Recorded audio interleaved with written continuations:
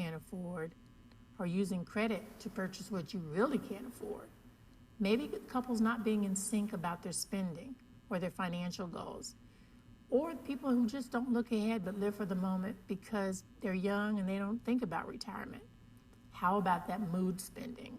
You know, the time after you broke up with someone, or when you overspent on that lavish wedding and now you're cash poor for the real life that starts afterwards.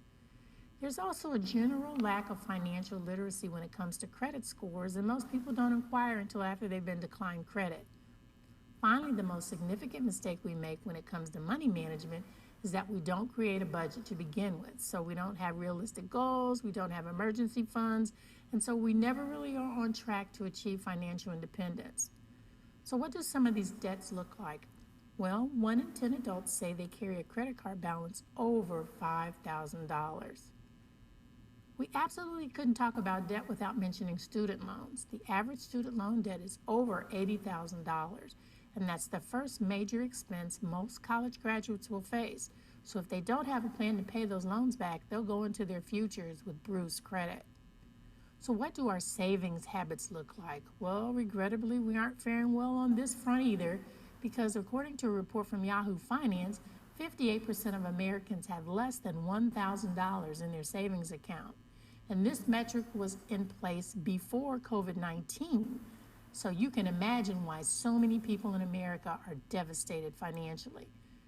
The impact of our finances can also hurt our most treasured relationships, as money fights are the second leading cause of divorce. Benjamin Franklin was wise in his years when he said, if you fail to plan, you are planning to fail. So today we're going to listen to the sage advice of today's guest, Ray Walker, as he talks and walks us through the basis of making wise choices, those building blocks for your future to create sustainable budgets during good times and bad. Today is the day you can decide to manage your money instead of allowing your money to manage you. Get out your pen and paper or your laptop and take notes, because the next 25 minutes just may improve your circumstance. Hi, good evening, everyone, and I want to welcome you to Tabernacle Talks. This is Dr. Michelle Pierce-Mobley, and today's topic is pretty serious. It's about money. It's about your money and the impact that COVID-19 has had on not only the local economy, but on the global economy. And as you were able to see in the beginning slides, that a lot of our personal habits have placed many of us in financial straits. And so today we're going to hear from a specialist that's going to walk us through some tips and some tools so that we can survive, so that we don't have to struggle through COVID-19, and so that hopefully we'll have better savings, better discipline, and an opportunity to improve some of the habits that we've gained over the last couple of years. So I want to welcome my guest, Ray Walker. He is the CEO of Budgelator Corporation. Welcome, Ray. Hi, Michelle. It's great to be here today. Wonderful. If you could just kind of tell our audience about your experience in budgeting and what propelled you to go into the field to help people be able to control their money. Well, 30 years ago or so, I was in the military, worked out at Norton Air Force Base, California as a project officer in the ballistic missile office. I was responsible for developing systems that required a lot of money. We found every year, because of government issues and other problems, we weren't able to properly complete our projects without a good budget. I found myself doing budgeting 50% of the time, project management the other half of the time. So I learned budgeting pretty well from working in the military, although my degree's in electrical engineering. When I got out, I began helping people to budget using software that I had developed for the military, and found out that it was very effective. At that point, I decided I was going to go into business. For the last 30 years, that's all I've done, help people manage their money. Specifically, I help people run their budgets. That differs from others who tell you how to budget. I generally say, show me your money, I'll do the budget for you. Wow. Well, I had to do some research to get ready for your interview, and what I found out from the Experian credit service is that the average personal debt for people is over $90,000, and that's a lot of money. So how much debt in general do you think is sustainable for an individual? Uh, As I'm going to be explaining a little bit later in the presentation, that figure is going to vary from person to person. Debt in itself is not necessarily bad. For example, one person owns a home, one person rents a home. The person who rents a home has no debt. The person who owns a home does. However, in most cases, the one who owns the home, although he's carrying debt, is going to be in a better situation than the one renting. Same with a car. Some people will ride a bicycle or bus to work, which is fine. Others will carry the debt and buy a car. The debt of the car is not necessarily bad. It allows you to get a better job, allows you to take care of a little bit more business. However, debt, when not properly managed, is a problem, and I'll be saying a little bit more about that later on. I know that I always hear about the dreaded income to debt ratio. That's kind of that number that people follow. What is a healthy income to debt ratio? Well, the experts will tell you 20 to 40% is healthy. As I'll be explaining later on, it's not a good idea for you to be targeting a specific debt to income ratio. What you'd like to do is set up a budget that will sustain your lifestyle, and hopefully it's going to meet all of your needs. You can then go back and compute, well, what is my debt to income ratio? You're going to find out that it's a lot lower than what is recommended. And again, I'll explain that a little bit later on. Okay, for all of the listeners out there that are shopping for mortgages, I know the bank is really good about telling you that you can afford up to about 28% of your gross income. What would you say about that 28% number? Pretty much the same thing I said, same answer as the last question. Do not allow the banks to tell you what type of a mortgage you can afford. You're the one that's going to have to pay for it. You're the one that's going to have to deal with the mortgage. Start with your budget. If you start there, your budget's going to tell you what you can afford, regardless of what the bank says. Normally, the bank is going to tell you you can afford more house than you really can. Nothing like riding through a neighborhood where houses are not maintained, because they're spending all their money just trying to make their mortgage payment and make ends meet. So hopefully, by the time we're done today, you're going to realize, don't worry about what the bank recommends. You make that decision, that determination based on your own income and based on what your budget can afford. I want to draw on your experience pre-COVID. When clients come to you and they are really struggling, what are some of the major themes you see with their struggles financially? Pre-COVID, the main problems my clients were struggling with would be impulse spending, husbands and wives not being on the same page when it comes to the budget, and children, friends, or relatives having to borrow money, which in turn tended to affect my clients' budgets. So when those emergencies come up, because you mentioned emergencies, that seems to always trip up the best budget. Why do you think people are reluctant to have those rainy day funds? Because we hear that term, but how many people actually have them? Well, the big problem today is that people really don't budget. I've heard you say that already. What generally happens is that people receive their paycheck goes into a bank, and then they've got a list of their bills on the left. The column on the left says this is the bill, column on the right says this is the amount I'll need for that bill. And they don't worry about a budget. Money goes into the bank, they get out their checkbook, or they use their online software to pay the bills, and then at the end of the bills, they look and see how much money is left. They build up a little bit of savings, but then when problems come, they use that little bit of savings to take care of it. Before you know, they're having some pretty serious problems because big things are going to happen.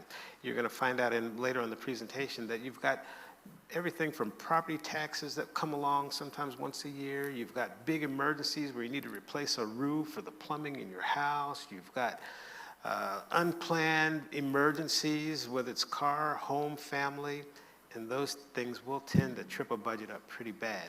Most people don't like to save, But if your budget is going to be effective, you have to build savings right into the budget. Now, we talked about what you were seeing from your clients in terms of pre-COVID. What are you seeing post-COVID with budgeting challenges that people have? The main problem post-COVID is loss of jobs, loss of income. Even those clients that aren't losing their jobs entirely are normally being forced to take a reduction in wages. That in itself is having a major effect. You would think it would be the medical expenses associated with COVID, but I haven't experienced that. And those that are tend to have enough money or insurance to cover whatever medical expenses are coming. However, the big problem right now is loss of income. I want to shift my questioning to savings. What do you think are some realistic savings goals that people should have? One of the things, the mistakes people make is that, as I said, number one, they're not budgeting to start with. And the way they save is by determining what's left at the end of their paycheck. So this is obviously my savings. A better way to do it is, as you're structuring your budget, look at the things that you know are going to eat away at your savings. For example, your car is going to break down. It may not be breaking down today, but it is going to break down. I tell people, if you have an older car, put $1,500 a year aside for things that are going to be breaking down in your car. If you have a house, you're going to have plumbing problems. You're going to have door painting, other maintenance type of problems that need to be corrected. Roof problems, yard problems. Think about what you typically are going to spend in a year handling those problems. That needs to be set aside in the savings. Unfortunately, the way I'm putting this, you realize that this is not going to be long-term savings, because as soon as these problems arise, you're going to dip into these savings. So if you're looking for long-term savings, we'll be talking more later on about how you're going to accomplish that. But a minimum amount of savings needs to be the amount required to cover those items that are going to come up that are unplanned, that you can anticipate. Those are great tips. I know that we have students out there in college or that have graduated, and nobody likes to talk about the dreaded student loans, but can you speak to how people should be responsibly taking out student loans? Because you got to pay that money back, and I don't think the enticement when people take those loans out, they understand you will eventually have to pay them back. Can you speak to that? Well, I will say student loans are a tragedy. I've dealt with many people that have $80,000, $90,000, $150,000 worth of student loans. The worst part is that many of these people have degrees that they're not even using. They're working in a career field completely different from the field where they have this tremendous student loan. I personally think that student loans are not for everyone, because college is not necessarily for everyone. I believe many people need to consider other fields. Maybe you're good with your hands. Maybe you're good as a mechanic. Maybe you're good with air conditioner repair. There are fields that you can go into that do not require a college education. But if you do decide that you are going to get a college education, be careful to pick a field that you're going to be able to get a proper return on your investment. Nothing like spending all those years in college, ending up with $100,000 worth of student loan debt, and then the best job you can get pays you $35,000 a year. It's just not a good, you need to kind of think that through. But for those who find themselves in that situation right now, many people, because of COVID, are not able to handle their student loan debt. Well, thankfully, the government has programs in place where you don't have to pay those student loans right now. You can put them off for up to a year, more in some cases, if you're able to substantiate why you need the delay. But I would say long-term, we're going to have to come up with a plan to get you out of that student loan debt, because you are going to eventually have to start paying those loans back. And I'll show you a little bit about how we can handle that just a little later in the presentation. Thank you. I don't think we could talk about COVID impact unless we talk about unemployment. And we are seeing record numbers of people that are unemployed. And now you have a real issue about asset protection. What guidance would you give people that are watching right now how to protect those assets that are not owned by them, that are owned by the banks or other lien holders? That's a difficult question, and I'll tell you why. When you think of asset protection, generally it means that you are trying to hold on to something that belongs to someone else. For example, the house that we live in, if we're carrying a mortgage, it's not really our house. The car we're driving, it's not really our car until it's been paid off.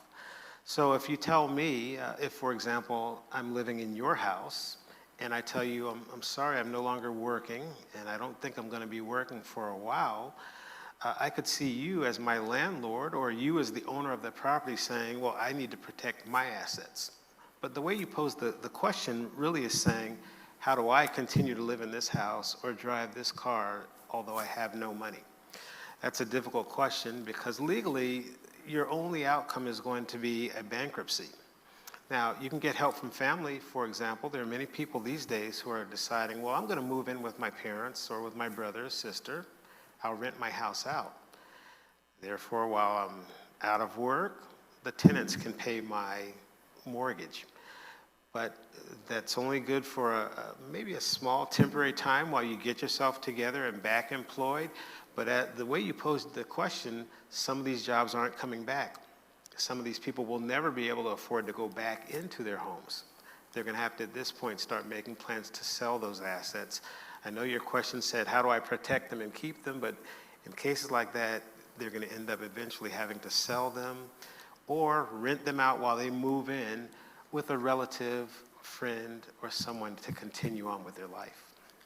So that helps dovetail me to my next question. If I am to the point where my income is so diminished that I really need to make some serious decisions, how do I prioritize what is most important? What am I going to pay first? The first question that I would ask is, or at least the first thing I would do, is set up a budget. In other words, take a look at what income you reasonably make on a regular basis. And then once you start with what you have to work with, the next thing you're going to do is say, well, what can I do with what I have coming in? Start at the top with your house. Where are you going to live? Are you going to buy or are you going to rent? How are you going to get to and from work? Car is going to be next on the priority. If you're in a house, you have to have food. How much are you going to spend per week on groceries, food? Hopefully you could avoid doing too much dining out because it will waste a whole lot more money than if you could eat inside and do the cooking. So you prioritize your budget based on those things that you know you have to have. Often you're going to find, at least I find when people come to me, that when I lay out those items that they need to survive, they're going to run out of money before we get to the end of that list. So by the time they put in their house, their car, their utilities, their weekly allowances, insurances, and cell phone, they're completely broke. It's not going to work. You have to then become creative. One thing you could do is decide, well, I'm going to take on another job or two. Another thing you could do is team up with somebody else. Sometimes you'll have people develop a small group of people living in a home where all of them together are sharing a mortgage. All of them together are splitting the utilities. You also have to sometimes become creative. If you've got kids, I just happen to have 8 kids myself. If they're still in the house, you can say, all right, all of us are going to start contributing. We're no longer going to be paying for things like lawn service. You guys are going to do it. And by the way, while you're doing our lawn, go out and do some other lawns so we can get some more income coming in here. But it is going to require some creativity to make it work. I've got a final question before I turn it over to you. I know there has to be a lot of pressure for people who have lost income or have reduced income to start running up those credit cards. What guidance would you give to individuals who are struggling financially and they think, oh, well, I can just live off of credit cards for the next 6 months? Well, you're asking some very difficult questions. You know, how do you tell somebody who has no income They haven't worked for a while, their unemployment is out. Meanwhile, they're getting free credit cards in the mail saying, hey, here's a few $1,000s for you to spend.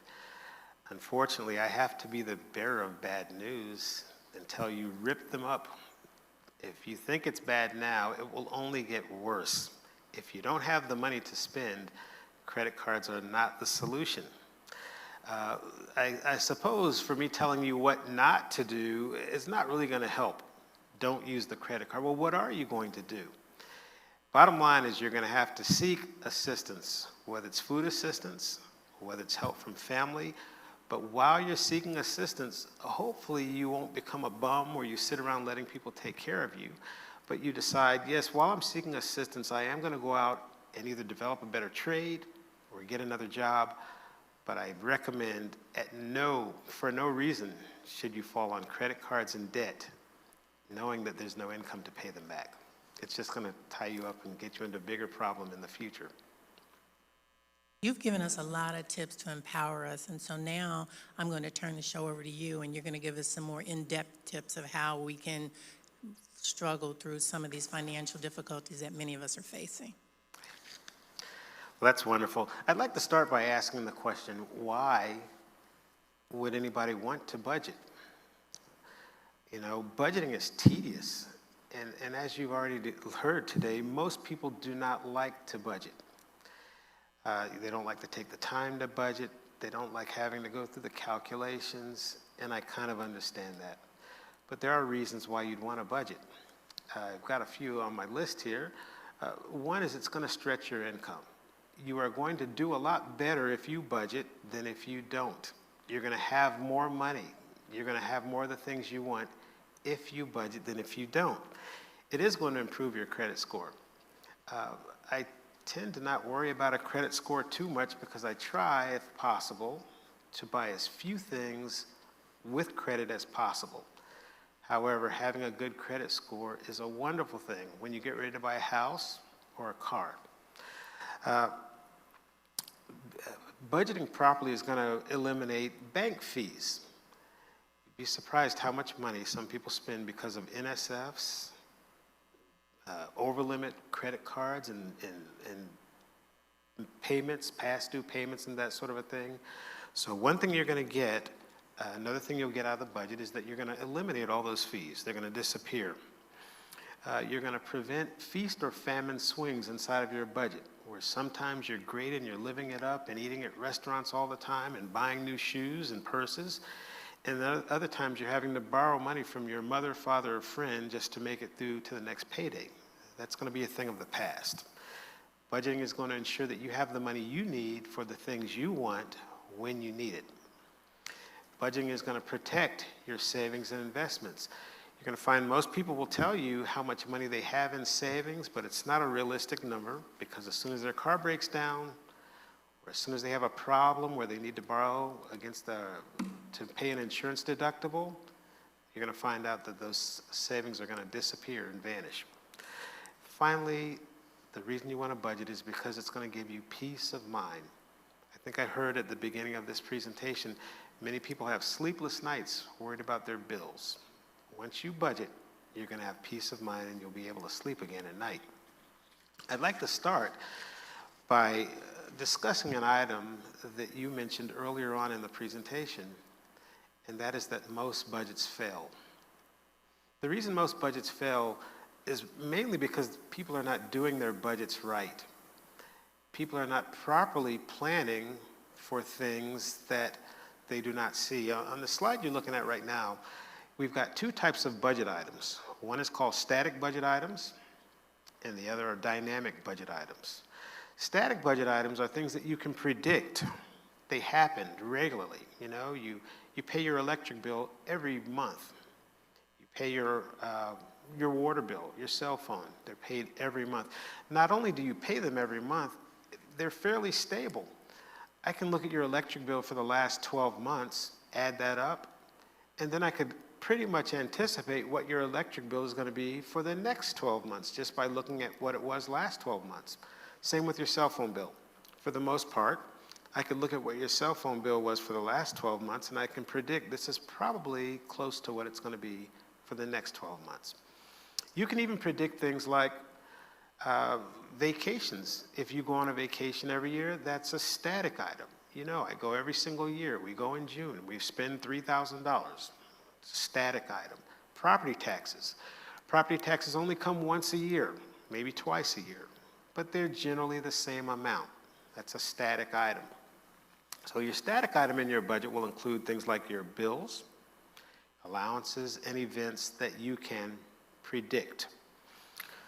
Dynamic items are what destroy budgets. And the reason dynamic items destroy budgets is because of the way people do budget today. And that is they get their paycheck, they put their paycheck in the bank, they have a list of bills. On the left side, it's a list of my house, my car, my cell phone, my insurances, and so forth. And then on the right side, they have the amount they're going to pay for each of those items. When they get their paycheck, they either use their online program or they get their checkbook out and they start making payments until all those bills have been paid. If you budget that way, you generally are not going to include dynamic items. So let me very briefly describe what these dynamic items would be. You notice I've got a volcano showing up on the screen there. Volcanoes, you never know when they're going to erupt. But when they do, you know it's going to be pretty bad. You're not sure about the exact time, but you know it's coming. Dynamic items include things like your car breaking down. You have no idea when it's going to happen. You're driving down the street one day and all of a sudden you hear a noise. Next thing you know, you've got a $1,000 bill. You're sitting in your living room one day, it starts raining and you notice there's water coming down through the roof. Next thing you know, you've got a $10,000 bill.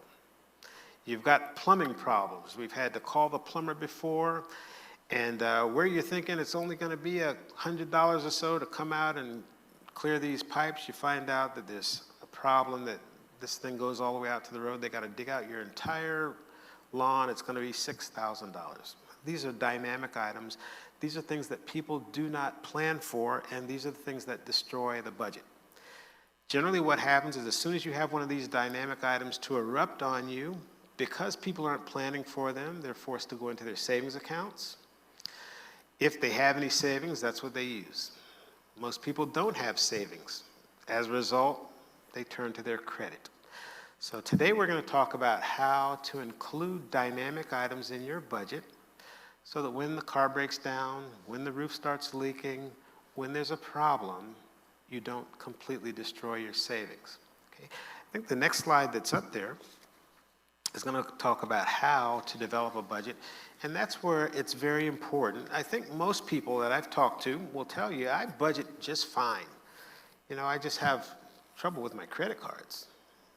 Well, or they'll say, I'm doing fine at budgeting, it's just this payday loan that's giving me the problem. Well, the first thing is you have to include everything in your budget if you don't want that to happen. And what do I mean by that? As I said, most people will tell you their house payment, their car payment, their electric bill, their cell phone bill, they know that. But most people don't take the time to add in an item that's called car maintenance. And the way you do that is you figure if you're going to be driving the car, if you have a newer car that's on warranty, for the time being, you don't need a very large car maintenance line. I'd put one in there anyway because the warranty will eventually run out, and it always runs out just when the car is about to break down. Same thing with house maintenance. You know you're going to have problems with your house.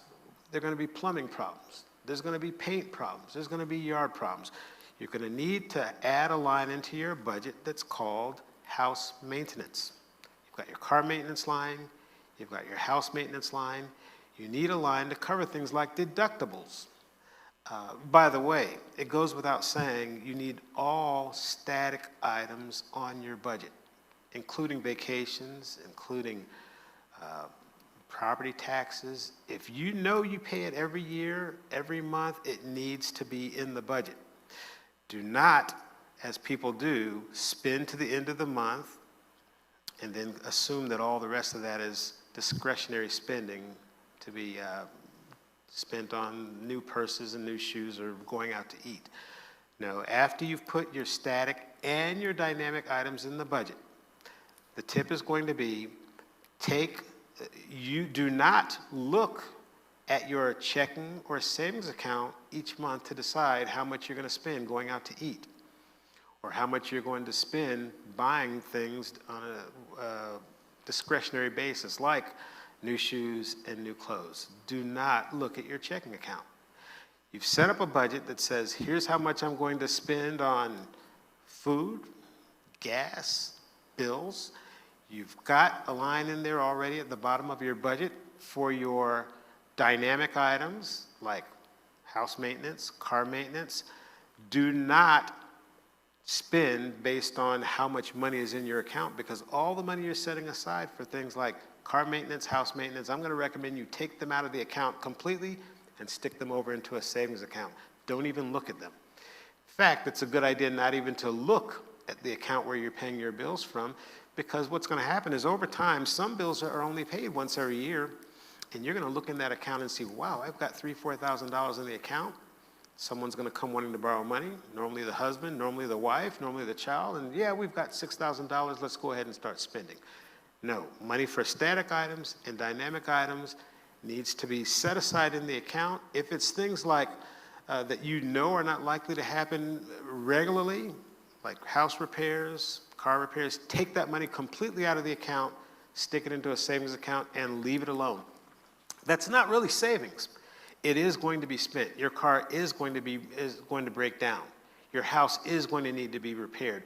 So if you're saying to yourself, this is my savings, well, yes, it is targeted savings that's going to be used for things in the future.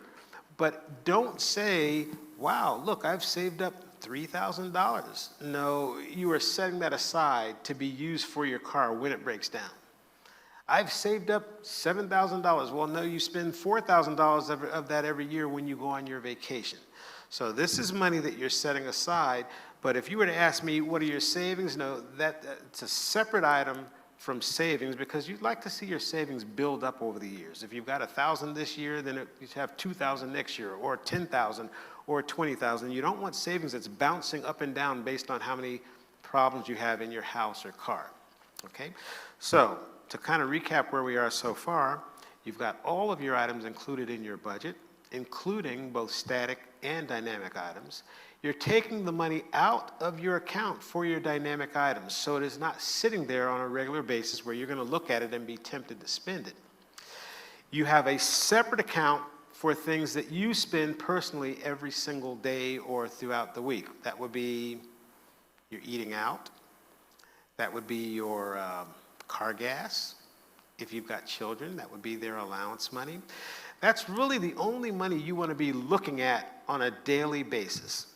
The other money, you want to keep it off to the side, or you're going to get tempted to spend it. And as we found out, most budgets fail. That's the reason why they fail. That money needs to be separated completely out of the budget. The only money you're looking at regularly is your allowance money. Assuming that you've done that, you should never have to use your credit card. You should never have to get a payday loan. Well, you say, Ray, what would happen if I'm not... Sorry about that. So you say, well, what would happen if I don't have enough money coming in to pay those items? I don't have enough to make my house payment, my car payment, set aside money for my allowances, set aside money for my vacation. Well, the answer is usually fairly simple. You're going to have to take the items out of the budget that you can live without. That means maybe you can't go on your vacation every year.